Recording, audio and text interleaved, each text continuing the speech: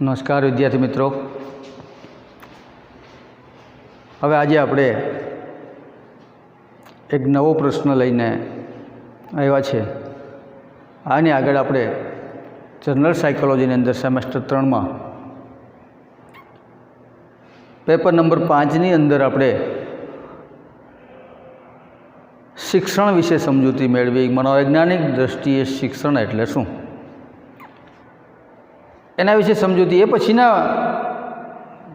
પીરિયડની અંદર આપણે એક શિક્ષણની પદ્ધતિ જોઈ હતી અને પ્રયત્ન અને ભૂલ દ્વારા શિક્ષણ।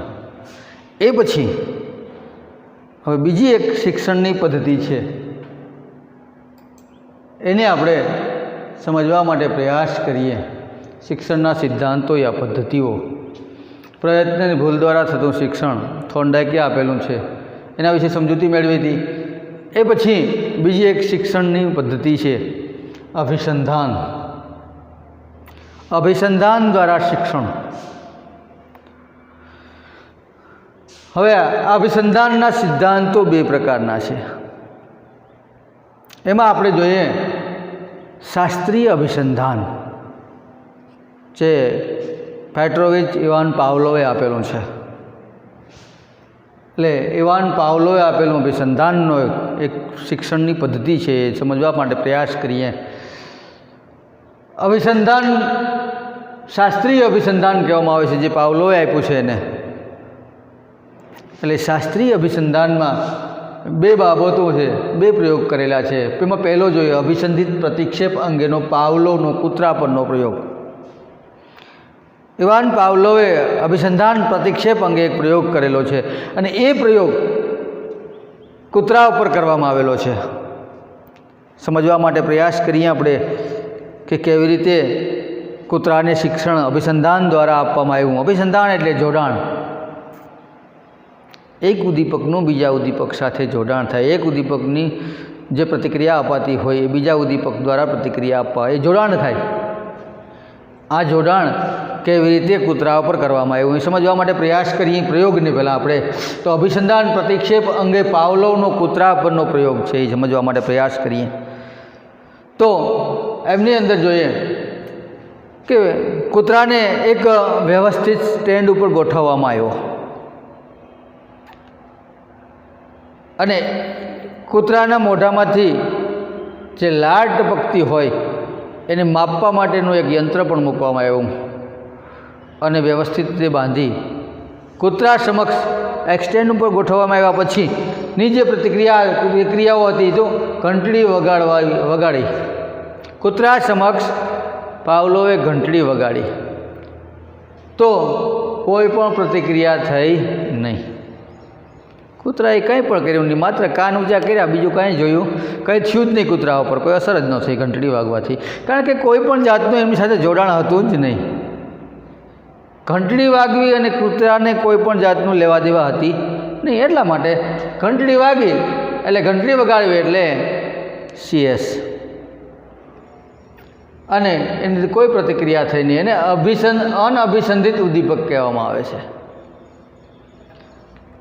કોઈ પણ પ્રતિક્રિયા ન થઈ એટલે એની સાથે કોઈ અભિસંધાન હતું નહીં, એટલે અનઅભિસંધિત પ્રતિક્રિયા થઈ। એ પછી શું કર્યું તો કે ખોરાક રજૂ કર્યો, કૂતરા સમક્ષ ખોરાક મૂકવામાં આવ્યો અને એ ખોરાકથી કૂતરામાં શું થયું તો કે લાળ ટપકવા માંડી। કૂતરાના મોઢામાં કે લાળ ટપકી, ખોરાક રજૂ થયો એટલે કોઈ પણ માણસને સારો એવો ખોરાક મળી જાય અથવા તો ભૂખ્યા હોય અને ખોરાક, આપણે પણ કોઈ ખોરાકની વાતો કરે તો મોઢામાં પાણી આવતા હોય, તો કૂતરાના મોઢામાંથી પણ એવી લાળ પડવા માંડી। તો ખોરાક એ અભિસંધિત ઉદ્દીપક હતો। ખોરાક એ અભિસંધિત ઉદ્દીપક હતો, એને US કહેવાય, અનકન્ડિશન સ્ટિમ્યુલન્સ। એટલે અભિસંધિત ઉદ્દીપક રજૂ કરવાથી લાળ ટપકી, શું અનકન્ડિશન રિસ્પોન્સ। તો આ અભિસંધિત પ્રતિક્રિયા થઈ। અભિસંધિત ઉદ્દીપક રજૂ કરવામાં આવ્યો તો અભિસંધિત પ્રતિક્રિયા થઈ। એમ પછી કૂતરાને ખોરાકથી જો કોઈના મોઢામાં લાળ ટપકતી હોય, અભિસંધિત ઉદ્દીપક રજૂ કરવાથી જો અભિસંધિત પ્રતિક્રિયા થતી હોય, તો હવે ફરીથી પાછો એક એનો પ્રયોગ કર્યો કે ઘંટડી પછી તરત જ ખોરાક આપવામાં આવ્યો. પહેલાં ઘંટડી વગાડી, પછી તરત ખોરાક રજૂ કરવામાં આવ્યો, તો કૂતરાના મોઢામાંથી લાળ ટપકી. એટલે પછી માત્ર ઘંટડી વગાડવામાં આવી તો પણ કૂતરાના મોઢામાંથી લાળ ટપકી. એટલે અભિસંધિત ઉદ્દીપક અને અનઅભિસંધિત ઉદ્દીપક બંને સાથે રજૂ કરવાથી કૂતરાના મોઢામાં લાળ ટપકે છે. એટલે ખોરાક, ઘંટડી અને તરત જ ખોરાક એ બંને વારંવાર સાથે રજૂ કરવાથી કૂતરાના મોઢામાંથી લાળ ટપકે છે. પછી એક વખત એવું કર્યું કે માત્ર ઘંટડી જ વગાડવામાં આવી તો પણ કૂતરાના મોઢામાંથી લાળ ટપકતી હતી. કૂતરાને એવું અપેક્ષા હતી કે ઘંટડી વાગે એટલે તરત જ ખોરાક આવે છે, ઘંટડી વાગે એટલે તરત ખોરાક આવે. એટલે ઘંટડી માત્ર વગાડવામાં આવી, ખોરાક રજૂ કરવામાં ન આવ્યો તો પણ કૂતરાના મોઢામાંથી લાળ ટપકતી હતી. એટલે ઘંટડી વગાડવાથી જે કોઈ પ્રતિક્રિયા નથી મળતી, એ અહીંયા ઘંટડી વગાડવાથી શું થયું? લાળ ટપકવા માંડી. અહીંયા કોઈ પણ જાતની પ્રતિક્રિયા હતી નહીં, અનઅભિસંધિત ઉદ્દીપક હતો, એને અર્થે કોઈ અભિસંધાન થયેલું હતું નહીં, કોઈ જોડાણ થયેલું હતું નહીં. પછી એના પ્રયોગ દ્વારા એને જોડાણ કરવામાં આવ્યું. ઘંટડી અને ખોરાક, અનઅભિસંધિત ઉદ્દીપક અને અભિસંધિત ઉદ્દીપક બંને સાથે રજૂ કરવામાંથી કૂતરાના મોઢામાંથી લાળ ટપકવા માંડી. પછી એક દિવસ ઘંટડી વાગવાથી પણ કૂતરાના મોઢામાંથી લાળ ટપકી. એટલે અભિસંધિત ઉદ્દીપક, એનાથી જે લાળ ટપકે એને અભિસંધિત પ્રતિક્રિયા કહેવામાં આવે છે. તો આમ અભિસંધિત ઉદ્દીપક અને અનઅભિસંધિત ઉદ્દીપક વારંવાર સાથે રજૂ કરવાથી કૂતરાના મોઢામાંથી લાળ ટપકે છે. એક દિવસ વારંવાર આવી પ્રતિક્રિયા કરવાથી, વારંવાર આવી ક્રિયાઓ કરવાથી એક દિવસ માત્ર અનઅભિસંધિત ઉદ્દીપક જ રજૂ કરવામાં આવે છે તો પણ કૂતરાના મોઢામાંથી લાળ ટપકે છે. તો એને સમજવા માટે પ્રયાસ કરીએ. આ 4 શબ્દો હતા. અનઅભિસંધિત ઉદ્દીપક એટલે ખોરાક, અનઅભિસંધિત ઉદ્દીપક અનકન્ડિશન્ડ સ્ટિમ્યુલન્સ. તો અનઅભિસંધિત એને જેની સાથે કોઈ પણ જાતનું પારિભાષિક શબ્દો છે એને સમજવા માટે પ્રયોગના છે.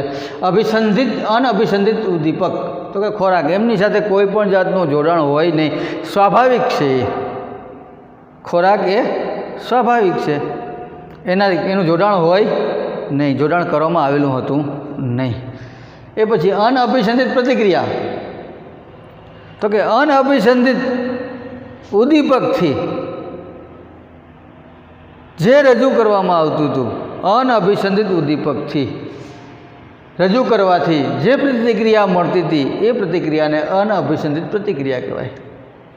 દાખલા તરીકે ખોરાકથી જે લાળ ટપકતી હતી તો ખોરાક એ અનઅભિસંધિત ઉદ્દીપક છે. લાળ ટપકવી, એનાથી લાળ ટપકે છે ખોરાકથી, એટલે એ પણ અનઅભિસંધિત પ્રતિક્રિયા થઈ. ખોરાક એ અનઅભિસંધિત ઉદ્દીપક છે, એને ખોરાકથી જે લાળ ટપકે છે એ અનઅભિસંધિત પ્રતિક્રિયા છે. પછી અભિસંધિત ઉદ્દીપક,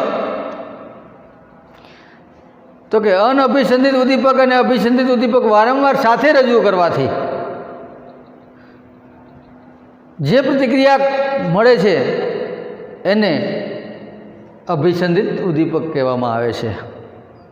દાખલા તરીકે અનઅભિસંધિત ઉદ્દીપક અને અભિસંધિત ઉદ્દીપક વારંવાર રજૂ કરવાથી જે અનઅભિસંધિત ઉદ્દીપકથી જે પ્રતિક્રિયા મળતી હતી એ જ પ્રતિક્રિયા અહીંયા મળે તો એ અભિસંધિત ઉદ્દીપક છે એનું કહી શકાય. ખોરાક અને ઘંટડી વગાડવી, આ ઘંટડી વગાડવી એ અભિસંધિત ઉદ્દીપક છે. ઘંટડી વગાડવી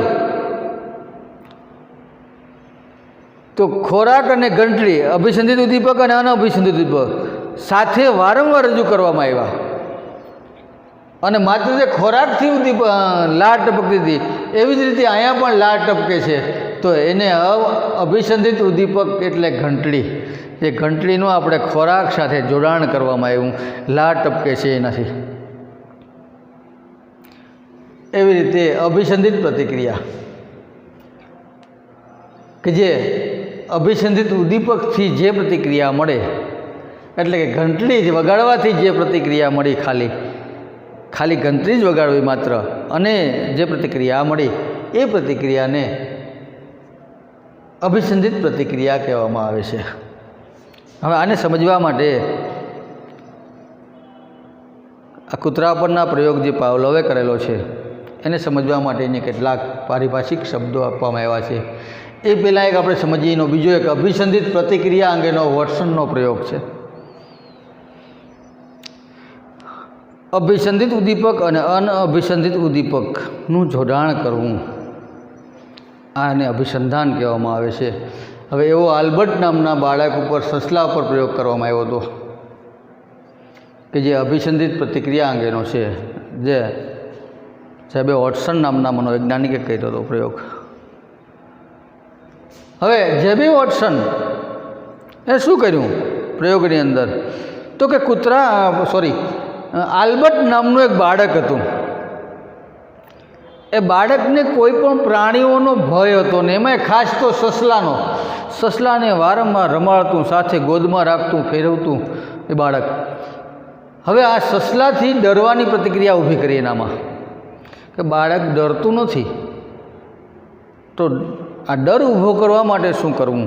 એટલે એને એવો પ્રયોગ કર્યો કે જ્યારે બાળક આ સફેદ સસલો હતો, સફેદ સસલાને પોતાની ગોદમાં લઈ કે એક મોટો અવાજ કરવામાં આવે, ધડાકો, એટલે બાળક સસલાને મૂકી દે. જ્યારે બાળક આવું કરે, બાળક સસલાને લે ગોદમાં અને મોટો અવાજ કરવામાં આવે, એટલે બાળકને એમ થયું કે આ અવાજ છે ને સસલા સાથે જ સંકળાયેલો છે. સસલાને હું જ્યારે લઉં છું ને ત્યારે જ અવાજ આવે છે, એટલે સસલાથી ડરવા લાગ્યું. કારણ કે અવાજથી બાળક ડરતું હોય, કોઈ મોટો અવાજ ધડાકો થાય તો બાળક ડરવા લાગે. એમ જ્યારે બાળક સસલાને લઈને કે ધડાકો કરે, અવાજ થાય, એટલે બાળક સસલાથી ડરે કે આ સસલા સાથે જ આ ધડાકો અવાજ સંકળાયેલો છે. એટલે એમ કરતાં બાળક સસલાથી ડરવા લાગ્યું. જે બાળક સસલાથી ડરતું હતું નહીં તે બાળક હવે આ સસલાથી ડરવા લાગ્યું. આનું અભિસંધાન કરવામાં આવ્યું, અવાજ દ્વારા બાળક ડરવાની પ્રતિક્રિયાનું અભિસંધાન કરવામાં આવ્યું હતું. એ જેબી વોટસન નામના વ્યક્તિએ પ્રયોગ કર્યો હતો. હવે આ અભિસંધાનના પ્રયોગની કેટલીક સૈદ્ધાંતિક સમજૂતી આપવા પ્રયાસ કર્યા છે. કેટલાક પારિભાષિક શબ્દો છે એમના, અથવા તો કેટલાક ખ્યાલો છે, એ ખ્યાલોને સમજવા માટે પ્રયાસ કરીએ. તો અભિસંધાન સ્થાપન, તો અભિસંધાનનું સ્થાપન કરવું પહેલાં તો કેમ, તો કે દાખલા તરીકે ખોરાક અને ઘંટડી વગાડ્યા પછી તરત જ ખોરાક રજૂ કરવામાં આવ્યો, ઘંટડી વગાડ્યા પછી તરત જ ખોરાક રજૂ કરવામાં આવ્યો. આ વારંવાર પ્રતિક્રિયા થઈ તો અભિસંધાનનું સ્થાપન થઈ ગયું કે માત્ર ઘંટડી વાગી એટલે કૂતરાને એમ થયું કે ખોરાક આવશે, એટલે કૂતરાના મોઢામાંથી પણ લાળ ટપકવા માંડી. તો અભિસંધાનનું સ્થાપન થયું અહીંયા કે અનઅભિસંધિત ઉદ્દીપક અને અભિસંધિત ઉદ્દીપક વારંવાર સાથે રજૂ કરવાથી કૂતરાના મોઢામાંથી લાળ ટપકે છે. તો અભિસંધાનનું સ્થાપન થાય છે. ઘંટડી અને ખોરાક વચ્ચેનું જોડાણ થઈ જાય છે કે ઘંટડી વાગ્યા પછી તરત જ ખોરાક આવશે. અભિસંધાન સ્થાપન કહેવાય ને. એ પછી પ્રબલન એટલે કોઈ પણ ક્રિયા હોય એને પ્રલોભન આપી અને મજબૂત કરવામાં આવે, દ્રઢ કરવામાં આવે ને પ્રલોભન કહેવાય, પ્રબલન કહેવાય. તો અહીંયા કૂતરા સમક્ષ ઘંટડી અને અવાજ વારંવાર રજૂ કરવામાં આવ્યા, તો કૂતરાના મોઢામાંથી લાળ ટપકતી હતી, પ્રબલન મજબૂત થયું. પછી ઘંટડી વગાડવામાં આવી તો પણ કૂતરાના મોઢામાંથી લાળ ટપકતી હતી, કારણ કે એ જોડાણ કેવું હતું, મજબૂત થઈ ગયું હતું, દ્રઢ બની ગયું હતું. એટલે ખોરાક અને ઘંટડીના અવાજનું જોડાણ વધુ મજબૂત થઈ ગયું હતું. એટલા માટે પ્રબલન એ એકની ક્રિયા વારંવાર કરવામાં આવે તો ક્રિયા વધારે દ્રઢ બને, મજબૂત થાય છે, એને પ્રબલન કહેવાય. એ પછી સામાન્યકરણ, ઉદ્દીપકનું એક સામાન્યકરણ કરે. કેટલીક વખત કૂતરા સમક્ષ ઘંટડીની જગ્યાએ એને મળતો બીજો કોઈ પણ ટીક અવાજ કે અલાર્મનો અવાજ કે અન્ય કોઈ પણ અવાજ રજૂ કરવામાં આવ્યો તો પણ કૂતરાના મોઢામાંથી લાળ ટપકતી હતી. કારણ કે એને સામાન્યીકરણ કર્યું કે આ ઘંટડી જેવો જ અવાજ છે એટલે ખોરાક આવશે જ, એટલે આ ઉદ્દીપકનું સામાન્યીકરણ થયું. નાના બાળકોમાં સામાન્યીકરણની વધારે હોય છે. નાના બાળકો હોય તો શરૂઆતમાં ધોતીને કપડાને જભોને પહેર્યો હોય ને, ટોપીને, એને દાદા કહેતા બધા. એવા કપડાં કોઈ પણ વ્યક્તિ પહેરીને આવે ને તો પણ એને દાદા જ કહે બાળક. પછી સામાન્યીકરણ કર્યું એમ કહેવાય એનું. એવા જ કપડાં પહેરીને કોઈ પણ વ્યક્તિ આવે તો પણ એ દાદા જ કહે. શરૂઆતમાં બાળક એનું સામાન્યીકરણ કરે છે. એવા જ રીતે કોઈ પોતાના પિતા જેવા કપડાં પહેરતા હોય એવો કોઈ પણ વ્યક્તિ આવે તો એમને પણ પહેલાં પિતા જ કહેશે. તો આમ ઉદ્દીપકનું સામાન્યીકરણ થયું એમ કહી શકાય. શરૂઆતમાં બાળક છે ને એ કોઈ પણ પ્રાણીઓમાં લઈએ તો આપણે પહેલાં એને ગાય બતાવીએ આપણે કે ગાય, તો આખા સમૂહને પ્રાણી પછી ભેંસ નીકળે, ગધેડું નીકળે, કોઈ પણ નીકળે તો એને ગાય જ કહે બાળક. એનું સામાન્યીકરણ કરે છે. પછી વિભેદનમાં જાય છે. વિલીનીકરણ, વિલોપન. પછીનો મુદ્દો વિલેપન. ઉદ્દીપકનું વિલોપન થાય. જો કૂતરા સમક્ષ ઘંટડી અને ખોરાક વારંવાર રજૂ કરવાથી જો એનામાં લાટ ટપકતી હોય, પણ ઘંટડી જ રજૂ કરવામાં આવે ને ખોરાક કોઈ દિવસ પછી રજૂ જ ન કરવામાં આવે તો લાંબો સમય થઈ જાય તો પછી એને એમ થાય કે આ ઘંટડી ખોટી વાગે છે, આ ખોરાક આવવાનો છે નહીં, એને એમ થઈ જાય. એટલે કૂતરાના મોઢામાંથી લાટ ટપકવાનું બંધ થઈ જાય કે આ તો ખોટા છે, ખાલી ઘંટડી જ વગાડે છે, ખોરાક આપતા નથી. એટલે લાટ ટપકવાનું ભૂલી જાય, એનું વિલીનીકરણ થઈ જાય, વિલોપન થઈ જાય. એના પછીનું ભેદબોધન. ઘંટડીનો અવાજ અને એની સાથે કોઈ બીજો અવાજ રજૂ કરો ઘંટડીની જગ્યાએ, એક જુદો જ પડતો હોય એવો અવાજ, તો પણ કૂતરો પારખી જાય કે આ ઘંટડીનો અવાજ છે નહીં. એટલે કૂતરાના મોઢામાંથી લાટ ટપકતી નથી. જેમ બાળક પ્રાણીના એક જ વર્ગ તરીકે જોવે છે પ્રાણીઓને, કે ગાય તરીકે જ બોલે છે, ધીમે ધીમે બાળકની અંદર વિભેદનની વૃત્તિ આવે કે આ ગાય કહેવાય, આવી હોય એને ગાય કહેવાય, આ શિંગડા વગરનું છે તો આને આ કહેવાય, અને આવું પૂંછડી છે, આવો કલર છે તો આને આ કહેવાય. એ પછી વિભેદન કરે. એમ જેમ ઘંટડીના અવાજનું વિભેદન થયું કે ઘંટડી જેવો અવાજ રજૂ થતો હતો કૂતરાના મોઢામાંથી લાટ ટપકતી હતી, એ સામાન્યીકરણ હતું એનું. પણ ઘંટડી કરતાં કંઈક જુદો અવાજ રજૂ કરવામાં આવ્યો તો એ ઉદ્દીપકનું વિભેદન કર્યું, એને ભેદભાવ તફાવત સમજી ગયો અને એ વિભેદન ભેદબોધન થયું એનું. એ ભેદ જે બંને વચ્ચે હતો કે જે મલા જેના પિતા જેવા જ કપડાં પહેરતો હોય એને પણ પપ્પા જ કે બાળક, પછી મમ્મી કે ન ગમે એટલે ના પાડે કે એને ન કહેવાય પપ્પા, એને અંકલ કહેવાય. બાળક ધીમે ધીમે શીખે કે આને પપ્પા કહેવાય, આને અંકલ કહેવાય, આને દાદા કહેવાય, આપણા દાદા છે એટલા માટે આને બીજું કહેવાય, આને આ કહેવાય. એ ધીમે ધીમે ભેદબોધન, ભેદ પાડતા શીખે છે કે પક્ષીઓનામાં ચકલી બધી કરે, ચકલી ચકલી જ કરતું હોય બાળક. પછી ખબર પડે કે આને કબૂતર કહેવાય, આને ચકલી કહેવાય. આ ધીમે ધીમે ભેદબોધન કરે. એવી રીતે પુનઃસ્થાપન. પણ સાવ વિલીનીકરણ, જે કંઈ વસ્તુ કોઈ પણ વ્યક્તિ શીખો છે ને એ સાવ નાબૂદ થતું નથી. વિસ્મરણ ઝીરો પર પહોંચતું નથી કોઈ દિવસ. આ વિસ્મરણનો સિદ્ધાંત સમજાવે કે કોઈ દિવસ વ્યક્તિ કાંઈ પણ શીખો હોય ને ઝીરો ઉપર ન થાય, માઇનસ કે ઝીરો ન થાય, કારણ કે કાંઈક તો યાદ રહ્યું જ હોય એને એમાં. એટલે લાંબો સમય સુધી જો કૂતરાને ઘંટડી જ વગાડવામાં આવે ને ખોરાક રજૂ કરવામાં ન જ આવે તો આપણે એમ સમજીએ કે કૂતરો લાટ ટપકતી નથી એટલે કૂતરો ભૂલી ગયો હશે. પણ ક્યારેક ક્યારેક પુનઃસ્થાપન થઈ જાય છે. ક્યારેક ક્યારેક કૂતરાની વળી લાટ ટપકવાનું યાદ આવી જાય, ખોરાક આવશે. સાવ ભૂલ્યો નથી, યાદ છે ને, ઘંટડી વાગ્યા પછી ખોરાક આવે. આવું પુનઃસ્થાપન છે એમ કહી શકાય. એના પછીનો એક પ્રયોગ છે જે કારક અભિસંધાન આપ્યું. અભિસંધાન શાસ્ત્રીય અભિસંધાન એ પેટ્રોવિચ પાવલોવ નામના વ્યક્તિએ આપેલું હતું, જે કૂતરા ઉપર પ્રયોગ કરવામાં આવેલો હતો. અહીંયા જે પ્રયોગ છે એ કારક અભિસંધાન કહેવામાં આવે, એને સાધનરૂપ અભિસંધાન પણ કહી શકાય, ઇન્સ્ટ્રુમેન્ટલ કન્ડિશન. એ આંતરસૂઝ દ્વારા ત્રીજી પદ્ધતિ છે. પણ આપણે અભિસંધાનની અંદર પહેલો પાવલોવ જોયો, જે કૂતરા ઉપર પ્રયોગ કરવામાં આવ્યો હતો, એને શાસ્ત્રીય અભિસંધાન અથવા તો પ્રશિષ્ટ અભિસંધાન કહેવામાં આવે. અહીંયા પછીનો એક પ્રયોગ કરવામાં આવ્યો છે કારક અભિસંધાન અંગેનો. તો કે શિક્ષણની પદ્ધતિ તરીકે જે સ્કિનરનો પ્રયોગ કરેલો છે આ, અને સ્કિનર એ મનોવિજ્ઞાનની અંદર બહુ મોટું પ્રદાન છે.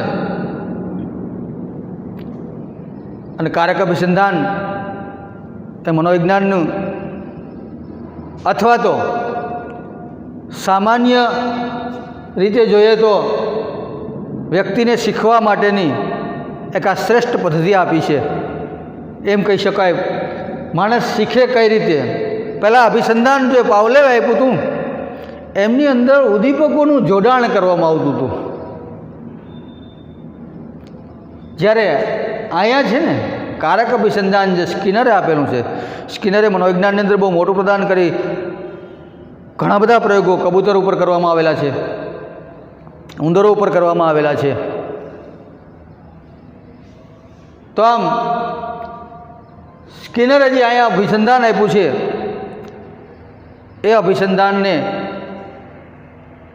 ઉદ્દીપક દ્વારા સમજાયું નથી, જ્યારે પ્રશિષ્ટ અભિસંધાન છે એ ઉદ્દીપક આધારિત છે. અહીંયા પ્રતિક્રિયાને મહત્ત્વ આપવામાં આવ્યું છે. સ્કિનરના મત મુજબ કોઈ પણ વ્યક્તિ શીખે ક્યારે? તો કે જે કંઈ બાળક વર્તન કરે, કે કોઈ પણ પુખ્ત વયનો વ્યક્તિ વર્તન કરે, એ વર્તનને જો પ્રલોભન આપવામાં આવે તો એ વર્તન વધારે દૃઢ બને.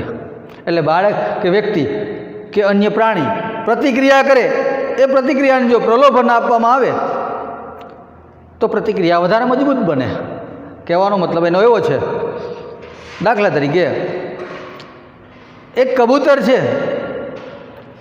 એ ચણ માટે થઈને, ખાવામાં ખોરાક માટે થઈને પાંદડા ફંફોરે છે.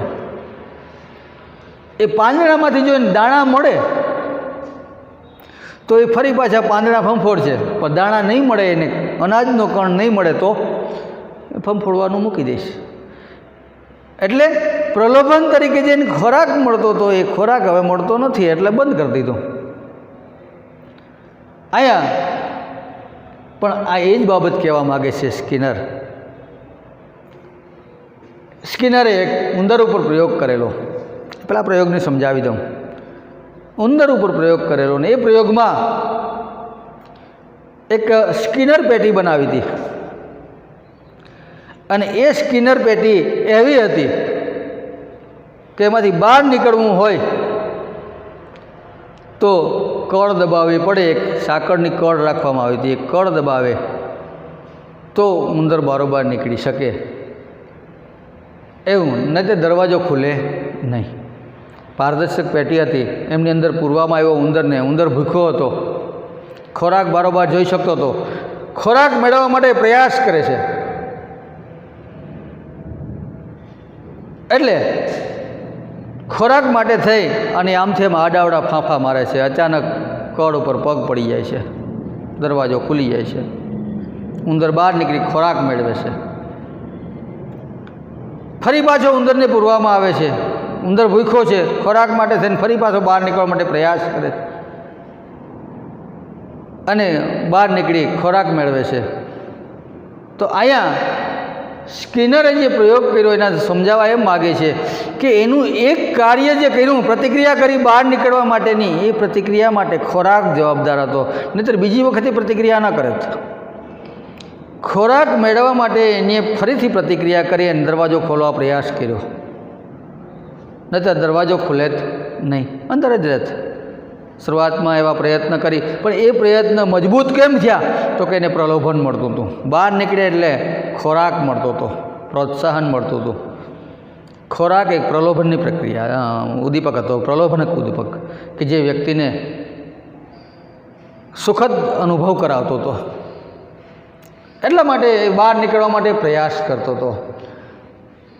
તો સ્કિનરે જે આ સ્કિનર પેટીની અંદર ઉંદર દ્વારા જે પ્રયોગમાં એવું સમજાવવા માગે છે કે કોઈ પણ વ્યક્તિ પ્રયત્ન કરે પણ એને ઇનામરૂપ કંઈક મળવું જોઈએ, પ્રોત્સાહન મળવું જોઈએ, પ્રલોભન મળવું જોઈએ. જો એને પ્રોત્સાહન કોઈ પણ કાર્ય કરે ને પ્રલોભન ના આપવામાં આવે તો વ્યક્તિ કાર્ય કરતો અટકી જાય.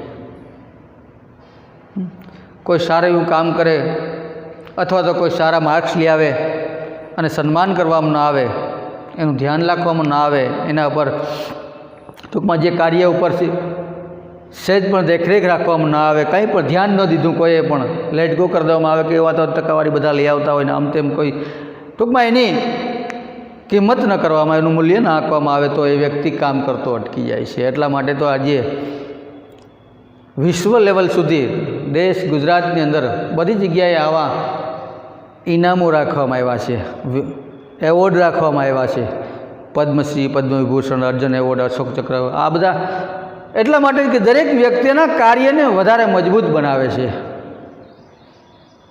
વ્યક્તિ જે કાર્ય કરે, જે પ્રતિક્રિયા કરે છે, પ્રતિક્રિયા એનાથી મજબૂત બને છે. તમે એક સારું કાર્ય કરો અને તમારી સમાજમાં વાહ થાય, તમને સ્ટેજ ઉપર બોલાવીને ઇનામ આપવામાં આવે, સન્માનવામાં આવે તો તમને એના જે કાર્ય કર્યું એ કાર્ય વધારે દ્રઢ બનશે, વધારે મજબૂતાઈથી ફરીથી કરશો. આવું કારક અભિસંધાન, સાધનનું અભિસંધાનમાં કહેવામાં આવે છે કે વ્યક્તિ જે પ્રતિક્રિયા કરે એને મજબૂત કરવી હોય તો એને પ્રલોભન આપવું પડે, પ્રોત્સાહન આપવું પડે. તો અહીંયા આ પદ્ધતિ અભિસંધાન અંગેની પદ્ધતિ, અભિસંધાનના પ્રયોગ બે વ્યક્તિએ કરેલા છે. એક પ્રશિષ્ટ અભિસંધાન જે ઇવાન પાવલોવે કરેલો છે પ્રયોગ, જ્યારે કારક અભિસંધાન અથવા તો સાધનરૂપ અભિસંધાન એ સ્કિનર નામના મનોવૈજ્ઞાનિકે કરેલો છે. તો આ બંનેના પ્રયોગો અગત્યના છે, મહત્ત્વના છે, પૂછાઈ શકાય છે, પરીક્ષામાં 100% પૂછાશે. એટલે મહત્ત્વના પ્રશ્નો છે. ફરી પાછા એક વખત ન સમજાય તો ફરી સમજવા માટે વાંચજો, મહેનત કરજો, પ્રયાસ કરજો સમજવા માટે. અને ફરી ત્રીજી પદ્ધતિ છે આંતરસૂઝ દ્વારા શિક્ષણ, એ હવે પછીના પીરિયડની અંદર આપણે જોશું.